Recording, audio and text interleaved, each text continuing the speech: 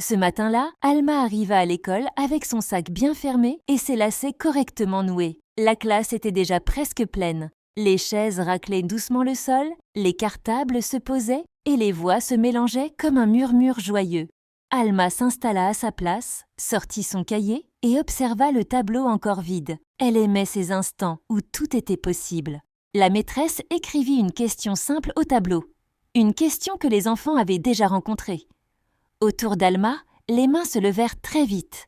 Certains enfants parlaient déjà à voix basse, sûrs de leur réponse.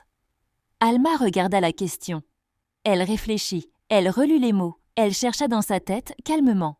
Mais cette fois, la réponse ne venait pas.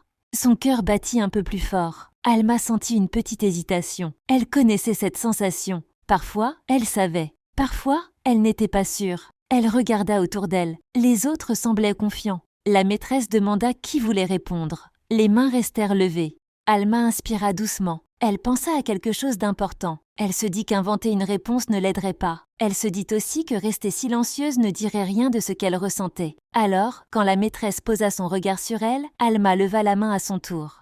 La classe devint un peu plus calme. Alma se leva lentement. Elle sentit quelques regards, mais elle resta droite. Sa voix était claire, même si elle était douce. Elle dit simplement « Je ne sais pas ». Il n'y eut pas de rire, pas de surprise bruyante. La maîtresse sourit. Elle remercia Alma pour son honnêteté. Elle expliqua que ne pas savoir était une étape normale et que poser des questions aidait à apprendre. Plusieurs enfants baissèrent la main et écoutèrent plus attentivement. La maîtresse reprit la question autrement. Ensemble, la classe chercha la réponse. Les idées se construisirent petit à petit. Alma écoutait, attentive. Et quand la réponse apparut enfin, elle comprit. Cette fois, elle savait vraiment. À la fin de la matinée, Alma se sentait légère. Elle n'avait rien perdu en disant « je ne sais pas ». Au contraire, elle avait gagné quelque chose de précieux, le droit d'apprendre sans faire semblant.